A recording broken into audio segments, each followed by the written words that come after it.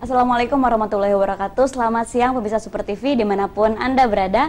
Senang sekali kali ini saya Yupi Triani kembali hadir menemani Anda dalam program kesayangan kita Dialog Publik. Tapi sekarang saya tidak sendiri nih, saya juga ditemani sama salah satu host juga, Pak Munawar. Ya Pak, kita akan berbincang-bincang tentunya Pak ya. Sama-sama. Sama-sama bersama Tamu sangat istimewa. Tamu sangat istimewa kali ini. Tentunya setengah jam ke depan nanti kita akan berbincang-bincang bersama Ibu. Ada Ibu, di samping saya sudah ada Ibu Sandy Dede Yusuf ST. Selamat siang Ibu. Selamat siang. Selamat. Boleh dong Bu disapa pemirsanya. Pemirsa Super TV, apa kabar? Saya hari ini hadir di sini menjadikan sebuah kebanggaan bagi saya tentunya, karena ini adalah hal yang pertama kali saya hadir di Super TV. Iya, nah mungkin pemirsa yang di Bekasi ini khususnya belum pernah melihat istrinya dari wakil gubernur kan, ini sekarang hadir di Super TV gitu loh. Sebenarnya sih sering ketemu, karena katanya setiap hari Minggu. Betul. Turun-turun tuh, pokoknya antara acara keluarga yang sering juga disumbangsihkan untuk acara-acara publik mendampingi tugasnya sebagai Ibu Wakil Gubernur ya Bu. Dan kali ini spesial banget kan lewat Super TV. Betul. Dan karena tadi baru ada kegiatan ya di Bekasi itu ya Bu ya? Betul, betul. Gimana, bisa ceritakan nggak Bu? Ya, jadi saya sangat apresiasi sekali karena ternyata masyarakat di Bekasi ini luar biasa, di Kabupaten Bekasi ini antusias sekali untuk melakukan senam bersama. Tadi saya melaksanakan senam bersama ribuan ibu-ibu. Pagi-pagi jam 6 mereka sudah berkumpul. Kemudian kita melakukan senam bugar Indonesia. Senam bugar Indonesia ini adalah merupakan senam yang diciptakan oleh Perwosi. Kebetulan saya ketua Perwosi Jawa Barat. Mungkin ada yang belum pernah tahu Pak. Perwosi itu Persatuan Wanita Olahraga. Berarti yang laki-laki nggak masuk di situ ya Bu ya? Nggak bisa ikut? Karena kita merupakan badan fungsional yang berada di bawah KONI Jawa Barat, yang mengurusi atlet-atlet perempuan dan segala keperluannya para atlet perempuan dan kesehatan perempuan yang ada di Jawa Barat dengan cara rajin berolahraga. Paling tidak setiap hari Minggu atau seminggu sekali. Iya, ini khusus. Jadi ini wanita Pak. Tapi mungkin nanti ada lagi kalau ibu-ibunya sehat kan suaminya, keluarganya menjadi juga tenang dong bekerja. Betul. Benar ya. Sekali kata Pak Munawar. Kalau di satu rumah tangga itu ibunya sakit, maka yang sakit bukan hanya ibunya Pak, tapi seluruh keluarga. Seluruh keluarga. Dan bapaknya juga ikut sedih gitu ya Bu ya. Jadi tidak terurus. Bagaimana ibunya kalau sakit tidak bisa melayani suami, kemudian tidak bisa mengurus rumah tangga, tidak bisa mendidik anak-anaknya. Akhirnya semua keluarga menjadi ikut sakit. Betul, ikut sakit. Nanti mungkin ada Pak untuk pria itu Perpasi, Persatuan Pria Olahraga Seluruh Indonesia. Boleh dibuka. Boleh dibuka.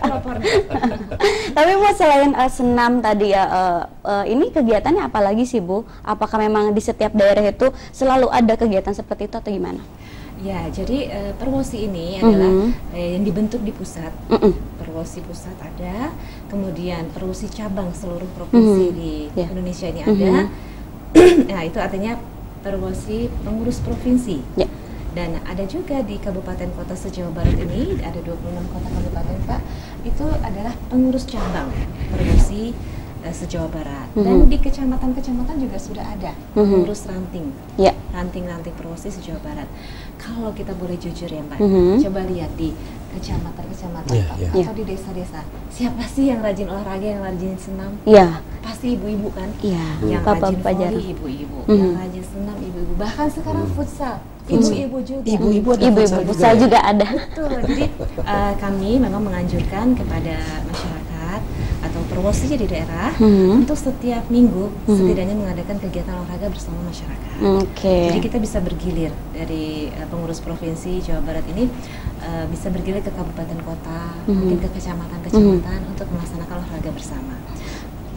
Bu, ada ini nggak sih jadwal rutin gitu? Mungkin sebagian pemirsa dari Super TV yang khusus yang di Cikarang itu ada yang belum tahu. Ada jadwal rutin nggak yang mungkin dibuat sama rantingnya atau gimana? Yang itu reguler gitu loh, event reguler. Jadi kalau di cabang-cabang di kabupaten kota masing-masing itu memiliki program yang berbeda-beda. Mungkin ada yang bulan ini mengadakan pertandingan voli. Mungkin ada lagi yang di tempat lain mengadakan pelatihan senam bugar gitu. Mungkin ada lagi di daerah lain yang mengadakan futsal untuk atlet-atlet perempuan gitu. Jadi memang programnya berbeda-beda. Tetapi artinya kita ingin agar perempuan di Jawa Barat ini sehat. Salah satunya adalah dengan cara berolahraga. Dan kalau kami di Provinsi Jawa Barat, Perwosinya selalu mengadakan senam bugar Indonesia di Car Free Day Bandung, di depan Bandung Indah Plaza, itu secara rutin. Secara rutin ya kalau yang di Bandung. Berarti setiap ranting, setiap daerah itu beda-beda programnya. Dan kalau di Provinsi Jawa Barat dalam setahun itu pasti mengadakan gebiar, Pak. Gebiar itu bisa 3 kali, artinya mungkin di awal tahun kita bisa mengadakan pertandingan voli antar se-Jawa Barat. Jawa Barat. Gitu. Kemudian kita bisa mengadakan lomba senam, kemudian juga mengadakan lomba futsal, dan yang paling meriah ternyata senam. Senam itu macam-macam, Pak. Bisa senam bugarnya Perwosi, kemudian sekarang lagi tren ada Zumba, kemudian ada line dance. Nah, ibu-ibu tuh semangat sekali. Waduh, luar biasa ya. Kehadiran ibu ini dulu kan dipikir Bu yang namanya ibu pejabat itu di PKK hanya posyandu saja. Tapi Bu Sandy ini malah luar biasa mengembangkan model-model. Betul. Dan ternyata banyak ya kegiatannya untuk kewanitaan, keperempuanan, khususnya ibu-ibu di sini. Tapi Bu selama ini kan terkait Perwosinya nih ya Pak ya, karena olahraga itu memang penting khususnya untuk ibu-ibu. Mungkin bukan ibu-ibu aja, tapi untuk semuanya bapak-bapak juga, termasuk Pak Munawar dan saya. Tapi selama ini Ibu melihat ini kurang lebih udah berapa lama Bu berdiri? Perwosi itu sudah lama. Sudah sejak tahun 67.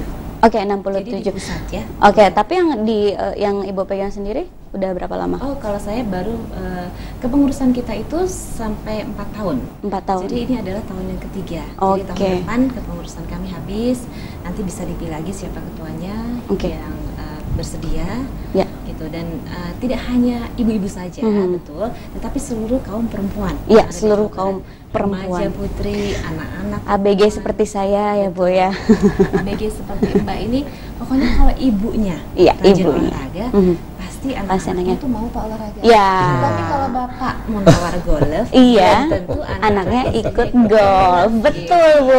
Nah, tapi selama 3 tahun ini akhirnya Ibu seperti apa melihat kesadaran masyarakat Jabar sendiri terhadap olahraga gitu loh? Sejauh mana kecintaan mereka?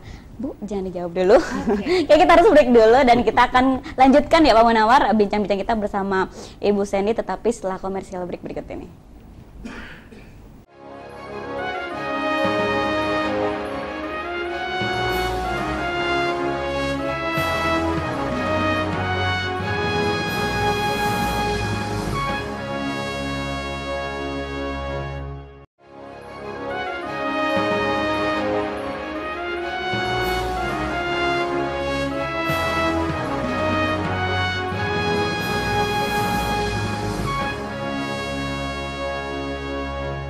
Pemirsa Super TV, Anda masih menyaksikan Dialog Publik dan tentunya masih bersama saya, dan di samping saya ada ibu yang cantik sekali, Bu Sandy ya, Bu Sandy. Nah Pak, kita akan lanjutkan lagi. Tadi kita sudah makin menarik. Ya, makin menarik, kita berbincang masih masalah terkait olahraga. Seperti apa tadi Ibu melihat kesadaran masyarakat di Jawa Barat itu terhadap olahraga, terhadap pentingnya olahraga gitu loh. Ya, jadi sesungguhnya perempuan-perempuan di Jawa Barat ini punya kesadaran untuk berolahraga, tetapi saya melihat ada kekurangan sarana. Jadi mereka membutuhkan sarana. Artinya seperti ini, sarana yang sangat mudah dan murah saja. Misalkan kegiatan-kegiatan yang diadakan oleh tadi katakanlah Perwosi.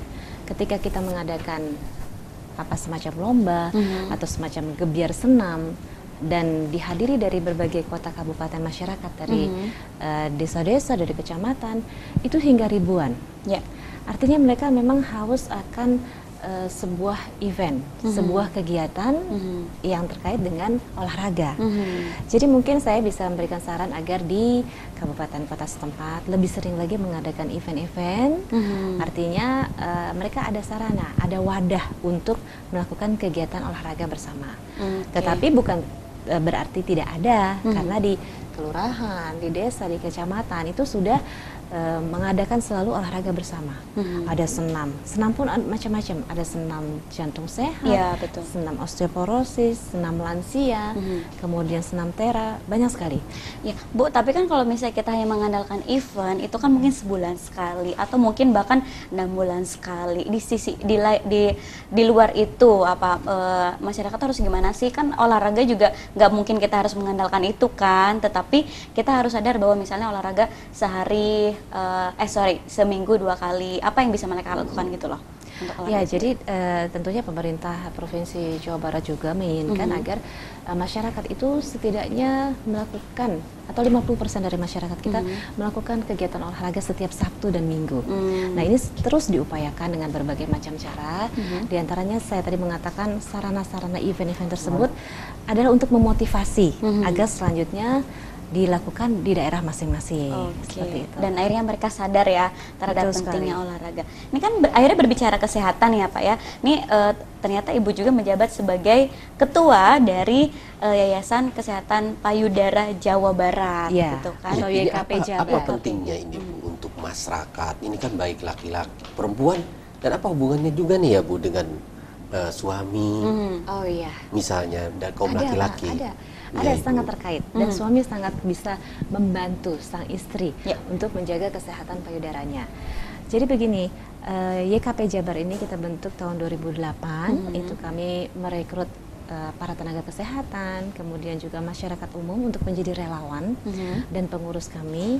Intinya kita semua memiliki kepedulian yang sama terhadap masalah kanker payudara, baik itu melalui berbagai macam cara, kegiatan, sosialisasi, yang tujuannya menyadarkan masyarakat untuk melakukan deteksi dini kanker payudara.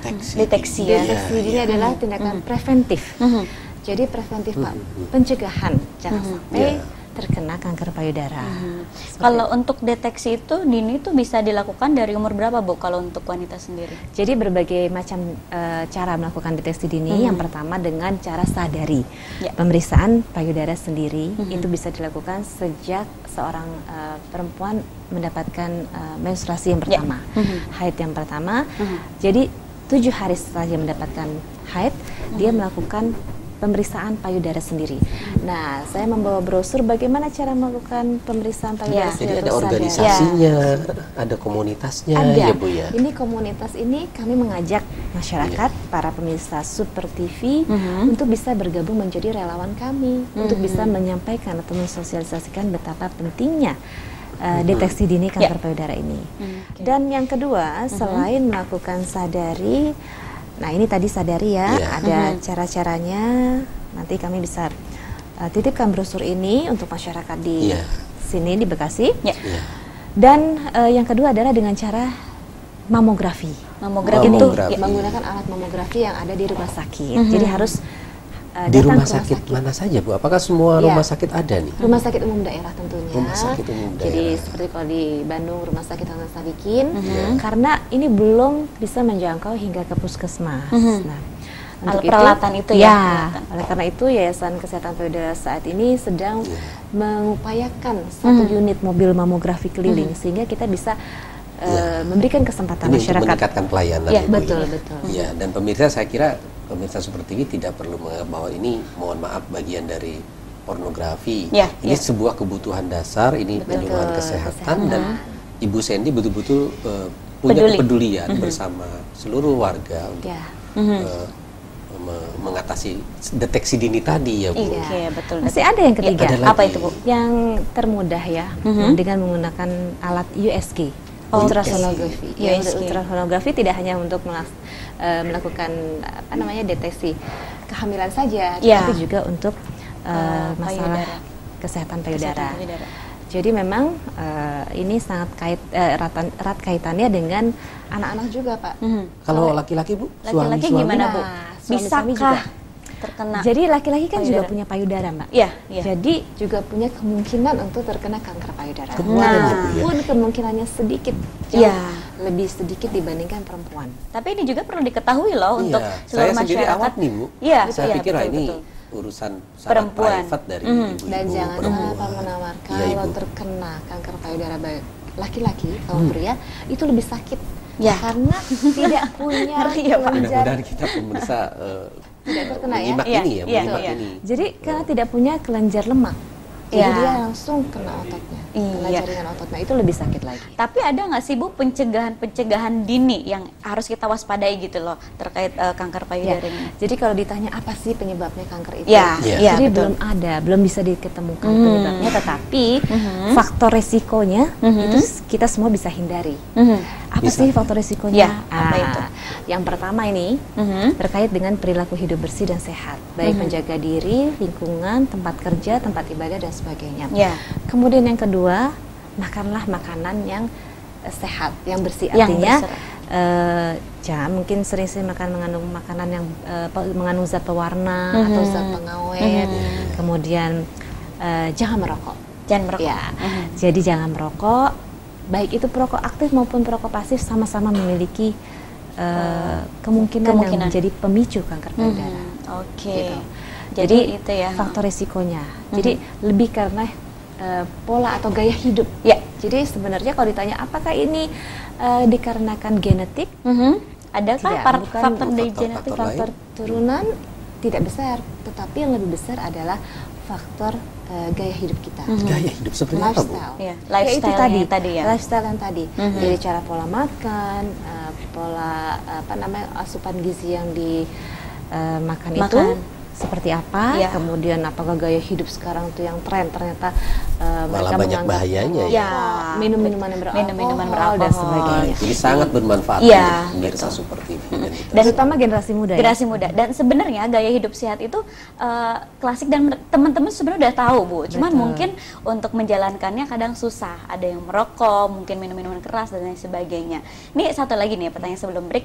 Aduh Mbak, jangan minum minuman keras Iya kali. jangan. Botol. Jangan. Botol. Batu itu jangan ya Bu ya. Oke, enggak, satu lagi. Ini kan tadi siapapun di Jabar khususnya bisa menjadi relawan. Siapa saja Bu yang bisa menjadi relawan untuk ini sendiri? Jadi semua yang memiliki kepedulian terhadap masalah kanker payudara. Oke. Karena saat ini kanker payudara sudah menempati urutan pertama di antara kanker-kanker lainnya. Kalau angkanya di Jabar sendiri, Nah, jadi sebenarnya di Sekitar. Jawa Barat ini, kalau kita ketahui bersama bahwa Provinsi Jawa Barat adalah provinsi yang terbesar di Indonesia. Betul. Luasnya 1/5-nya Indonesia dengan jumlah penduduk saat ini terbanyak 47 juta jiwa, di mana 50%-nya adalah kaum perempuan. Ya. Dan terdapat 26 per 100 ribu jiwa yang terdeteksi kanker payudara. Nah itulah kira-kira. Ya. Makanya kita semua harus mensosialisasikan tindakan preventif, artinya pencegahan. Jangan sampai datang sudah stadium lanjut. Ya, jangan sampai. Karena kalau di negara-negara berkembang seperti Indonesia ini, Iya. kesadaran untuk melakukan deteksi dini kanker payudara baru mungkin 5%. Tapi kalau masih negara sangat maju, rendah ya? Iya. betul. Iya. Negara maju sudah 50%. itu pentingnya 40%. Ibu Sandy ini Iya. terus-menerus berkeliling ke seluruh daerah ini Iya, ya, seperti untuk- dilakukan selama ini. Iya, untuk mensosialisasikan Benar. ini pentingnya pencegahan kanker payudara Kita sendiri. sebenarnya bermitra dengan pemerintah juga untuk menurunkan angka kematian ibu yang diakibatkan oleh kanker payudara, atau juga kita ingin meningkatkan derajat kesehatan perempuan yang ada di Jawa Barat. Oke Bu, kita akan lanjut lagi nih. Masih banyak sekali sepertinya Pak penjelasan yang harus Ibu sampaikan kepada Makin pemirsa. menarik, makin Iya. mendalam. Oke. Tetapi kita akan kembali setelah komersial break berikut ini.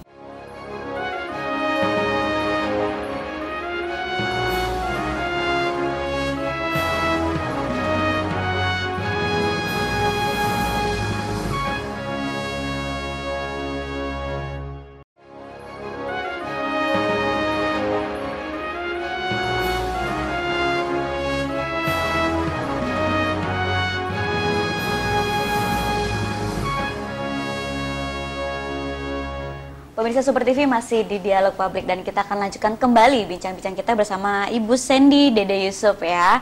Ibu, tadi nih masih terkait ya YKP Jabar ya. Ya. Ini kita lihat pemirsa brosurnya itu ada pita pink ya. Betul Pita sekali. pink. Ini sebenarnya artinya apa Bu? Ya, tadi Pak Munawar sempat bertanya, apa sih Bu maksudnya pita pink Pita ini? pink. Kenapa saya hari ini memakai batik? Batik ada pita Tetapi pink motifnya ya. pita Ada pink. Motif. logonya. Pita Iya. pink semuanya. Saya ya. pikir apa itu? Kemudian kebetulan tadi kami sedang mensosialisasikan deteksi dini kanker payudara kepada masyarakat di Kabupaten Bekasi. Jadi pita pink ini adalah sesungguhnya merupakan simbol internasional atau tanda kepedulian kita terhadap masalah kanker payudara. Gitu. Jadi ini simbolnya pesannya pink, apa nih dari logo ini? Ya. Kalau kita menggunakan logo pita pink artinya kita peduli terhadap breast cancer. Gitu. Jadi ini logo diciptakan oleh Evelyn Lauder. Kalau Mbak Fitri pernah tahu kosmetik Estee Lauder, karena dia adalah seorang survivor kanker payudara yang pernah terkena kanker payudara, kemudian dia survive, kemudian dia memiliki usaha kosmetik dan dia menciptakan pita pink, logo pita pink ini sebagai simbol internasional bahwa tandanya kita peduli terhadap masalah kanker payudara. Iya, Ibu Sandy. Ini tadi banyak cerita. Kalau lihat Ibu ini catatan saya banyak sekali. Kalau Ibu Sandy kita ingat olahraga, ingat kesehatan, dan lagi-lagi yang sangat melekat dalam ingatan masyarakat Jawa Barat, peran dan promosi Ibu besar-besaran terhadap batik Jawa Barat sebagai khazanah nasional. Ini gimana nih Bu? Kita pengen tahu banyak nih warga masyarakat Cikarang dan sekitarnya, Karawang, dari Super TV. Betul sekali, terima kasih Pak Munawar. Sebenarnya saya itu lahir di lingkungan yang mencintai batik, jadi sudah tidak asing lagi dengan batik. Tetapi ibu saya ini seorang peneliti batik Madura, kemudian nenek saya itu pengguna batik. Jadi dengan batik dan sinjang, setiap hari saya melihat nenek waktu saya. Ibu kecil itu sudah melihat ya? Melihat dia menggunakan sinjang, kebaya, dan sanggul setiap hari. Jadi saya bergelut dengan seperti itu. Dulu saya belum ada ketertarikan terhadap batik-batik tersebut. Tetapi ketika saya mendampingi Pak Dede bertugas di Jawa Barat, saya berkeliling ke beberapa kabupaten kota. Di mana saja tuh Bu potensi-potensi yang Ibu lihat? Jadi ini kita mendirikan Yayasan Batik Jawa Barat, Yayasan Batik atau Jawa Barat. YBJB ini pada tanggal 8 Agustus tahun 2008 bersama dengan para seniman, budayawan, para pengusaha, perajin batik, tentunya seluruh anggotanya yang ada di Jawa Barat. Kemudian juga dengan dukungan pemerintah dan para akademisi. Jadi kita berkeliling, kita melakukan database pemetaan. Ternyata yang ada daerah pembatikan itu ada baru beberapa dari 26 kota kabupaten yang sudah terkenal sentra batik resmi di Cirebon. Cirebon. Kemudian yang kedua adalah batik Garutan. Nah, itu terkenal. Kemudian batik Tasikmalaya, dan batik Indramayu yang terkenal di pesisir juga. Nah, inilah yang masyarakat umum itu mengenal bahwa itu ada batik-batik, tetapi belum tahu bahwa itu adanya di Jawa Barat. Kadang-kadang betul. Garutan itu ada di Jawa Barat. Nah, ini batik Cirebon juga termasuk di Jawa Barat. Dan akhirnya saya melihat bagaimana kalau seandainya batik-batik ini bisa kita tularkan ke daerah-daerah lainnya. Jadi Yayasan Batik Jawa Barat ini yang dipimpin Ibu Sandy ini memberikan manfaat nyata apa tuh Bu untuk pengrajin dan ekonomi masyarakat? Betul sekali. Jadi saya bersama teman-teman ini karena atas dasar kecintaan, artinya suka. Kemudian dari hati kita ingin mengembangkan, melestarikan dan memanfaatkan warisan budaya leluhur kita, yaitu batik yang ada di Jawa Barat. Dan ketika kita melihat seperti itu, lalu kita bertanya kepada daerah-daerah tersebut, apa sebenarnya yang dibutuhkan mereka? Apa yang memang menjadi kendala mereka? Karena setiap kabupaten kota itu berbeda mungkin. Jadi ternyata mulai dari pelatihan sampai dengan promosi, sampai dengan support permodalan, kemudian juga seperti halnya sistem pengolahan limbah, pewarna cair pewarna batik ini jangan sampai nanti mencemari sungai-sungai di sekitar ketika perajin batik mewarnai ramah lingkungan. Betul. Jangan sampai mewarnai merah nanti sungai merah. Besok warnai hijau, sungai hijau. Setidaknya kita sosialisasikan kepada para perajin batik supaya membuat sistem pengolahan limbah zat cair pewarna batik yang sederhana saja, sehingga aman limbahnya. Nah, ini kan kesempatan ada payung ya. Iya, betul. Payung Bu Sandy selaku Ketua Yayasan Batik Jawa Barat yang juga terkait dengan peran sebagai ibu wakil gubernur, jelas memberikan akses dan kesempatan luar biasa pasti, gitu, khususnya untuk perajin batik juga ya. Dan saya yakin di Bekasi juga ada, Bu. Mungkin nanti one day kita berharap pembinaan, bimbingan dan kesempatan dari betul ibu. sekali. Memang ada di Kabupaten Bekasi dan Kota Bekasi.